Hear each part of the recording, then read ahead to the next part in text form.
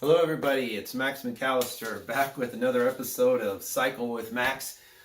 This time we're going to talk on our series about wheels here. We're going to talk about how to change a tire. This has been done a million times by a million people, but I'm going to try and give you some pointers that I've learned over the years that will help make it very easy and more bulletproof to ensure that you don't mess up your new tube and that you don't go back out and get a flat again right away after changing a tube or mounting brand new tires.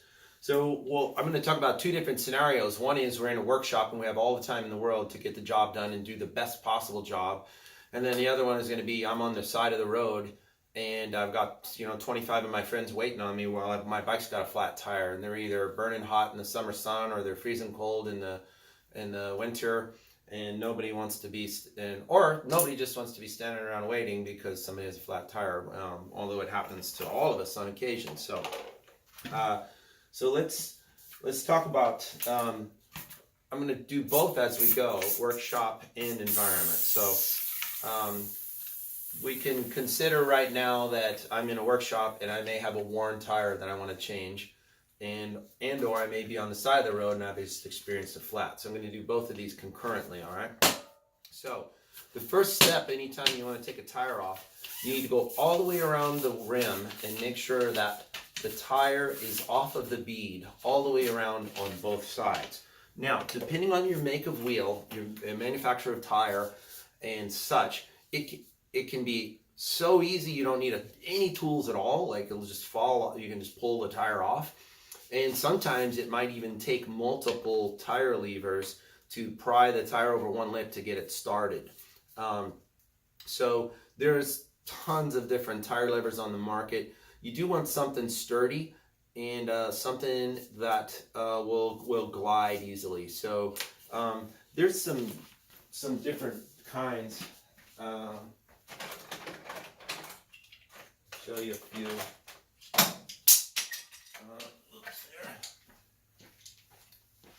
So these are heavy duty reinforced ones, more aimed at mountain bikes. They have steel inside of them. Specialized makes that.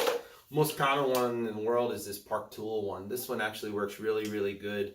You'll find anything in the store from, for $1 or $3. There's no money.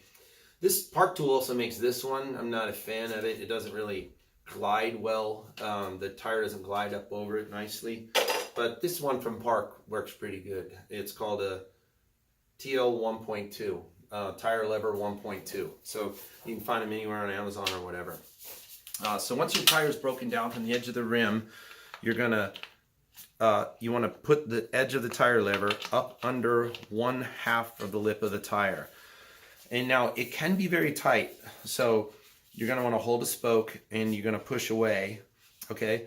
Now, if it's really tight, you have to be cautious. The spokes can be very sharp, and if your hand slips, you'll rake your fingers and cut yourself badly. So push firmly, but be cautious how you push if your tires are tightly fit. Now, if you find your tires are tightly fit, check again and make sure they're broken down. Almost always, the reason it's difficult to get a tire on or off a rim is because somewhere it's partially up on the bead. The bead is up on the rim somewhere. So in this case, this is easy. Look, I can just, that couldn't possibly be any easier. Almost any tire, once one side's off, the other tire will come off easily. You can just lift it over the edge of the rim and it'll just come loose, okay? Now, let's pause for a moment. If I were on the side of the road with a flat tire, I need to know where, why, and how that flat occurred. So I'll try and be conscious about taking my tube out in the fashion that it was oriented in the wheel and laying it on the ground as such. So I'll try and keep my valve stem oriented with the side up. That's in case I got to find a hole. So you'll want to check the tire inside for something protruding through it or something having had cut it. And you need to take your time with this, because if you're just in a hurry because your friends are waiting on you, you can put another tube in and it'll immediately get popped right away because something will still be poking it. Or you could also have a cut in the tire. So run your finger through the tire, okay? And slowly, because if there's something sharp there, you'll cut your finger. So slowly you're looking for anything poking through the tire. If you find nothing, you actually need to start at the logo and pinch the tire and look around the outside, and you're trying to find a cut in the tire. You need to be looking at the sidewalls and the tread. So make sure if you don't, look for damage or whatever it was. If you find something, pull it out, do what it takes to get it out. If you have a cut in your tire, you're going to need to put something in it to prevent the new tube from blistering out, and then it'll just pop. So Park Tool makes a little thing called a tire boot. Hang on, I'll show you that. It's basically, it's called TB2, Tire Boot 2. It's just a thick, heavy urethane patch, and you lay it inside the tire. These lay easily in your spares kit. There's 3 of them that cost, again, I think it's $2 or something. It's very cheap. Another old trick is to use a dollar bill. Some people will try and lay a dollar bill in there. Anyway, we've removed the foreign problem with our tire, and or I found it, and let's say we're going to go back to putting our new tube in. All right. Now, I said I'm doing these concurrently, so we're going to mount a new tire. So we're back to our bike shop. Some tires have a direction of rotation, so you need to kind of be conscious of that and find the way that the tire goes and make sure you orient it properly on the wheel. So you can start with your logo, center your logo over the valve stem hole, and kind of start working the tire. Check your rotation. I'm kind of old, so I need to put some glasses on, unfortunately, so I can see what I'm talking about here. I accidentally got it right. That was 50-50 chance, so that was good luck. I'll take it. So work the tire around, and eventually it's going to get tight. So now, for the most tires and most rims, you can just push it over with your hands. It's not hard. Just push it. All right. Now, maybe your hands aren't that strong. At that point, you can use your tire lever and, reach up under the tire and pry it over onto the rim. Hopefully, you don't have to do that. All right, so that's ready to accept a tube. So now, we're going to talk about, we're in the workshop and we have time. All right. So if you have time, it's best to put baby powder, talcum powder, on your inner tubes. Now, there's a reason for that, a couple of reasons. So the baby powder, the talcum powder, lets the inner tube move about inside the wheel and the tire as the tire rolls down the road. Now, that's important for a couple of reasons. One, as your tire rolls down the road, where it touches the ground, the tire deforms to make a contact patch.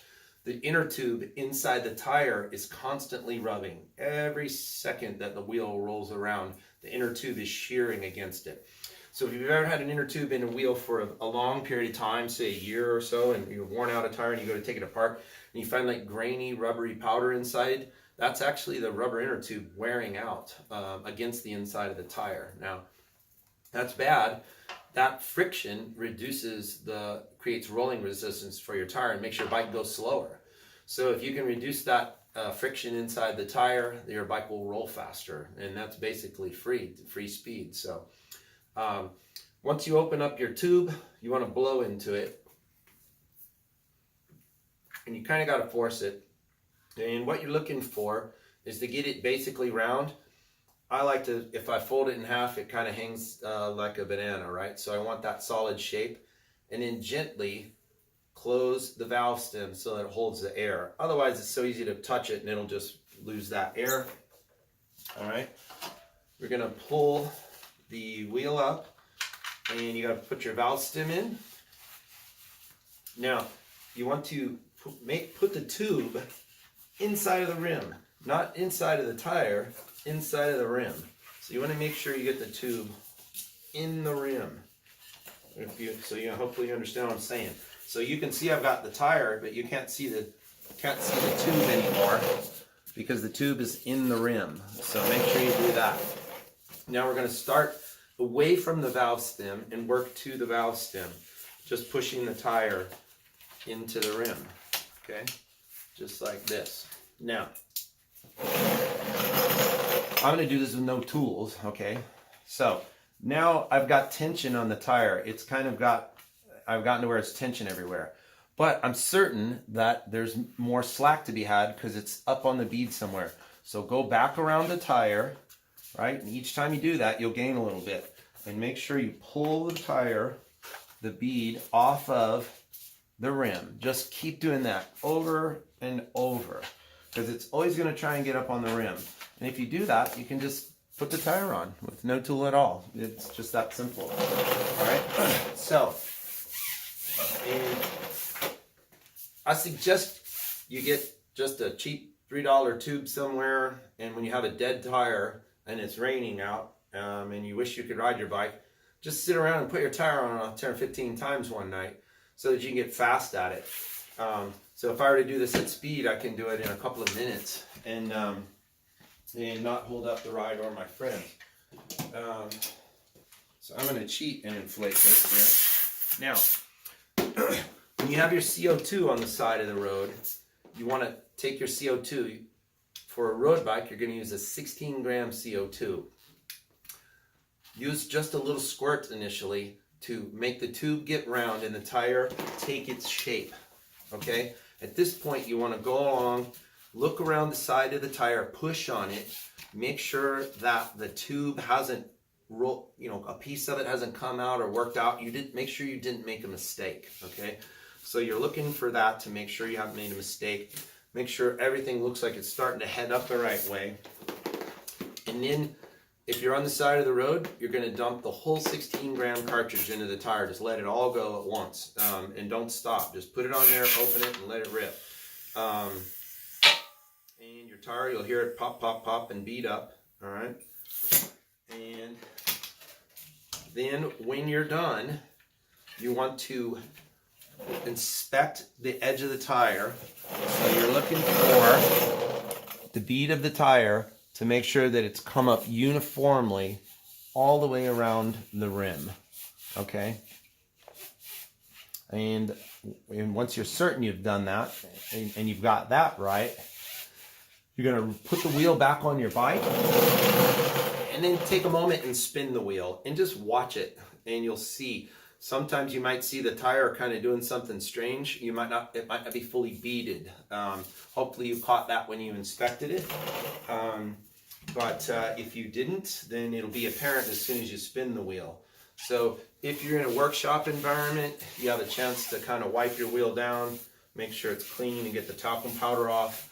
On a disc brake bike, it's not a big concern. But obviously you don't want talcum powder on your brake tracks if you have a rim brake bike. So make sure that the brake tracks are clean and there's no talcum powder, so you don't go gliding along on the road with your talcum powder there. Obviously, if you're on the side of the road for a roadside repair, you're not going to take time to put baby powder on your tube. But it's something you can do quickly when you get home, when you get back. So there it is. The finer points of changing a tire. Not that hard, and everybody says it always looks so easy when you do it, but I've done 1,000 of them. So just do some at home and it'll become easy for you too. And that way you won't be so stressed and when you happen to get a flat on the side of the road and you're not a great mechanic. So practice will relieve that stress, and because you'll know what you're doing. And nobody wants to be under that pressure of, oh my gosh, I'm holding everyone up and I don't know what I'm doing.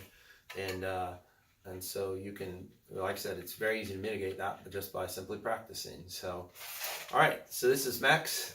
Please subscribe to my channel and share my videos if you like them and with your friends. And we'll be back with more tech tips and riding tips real soon.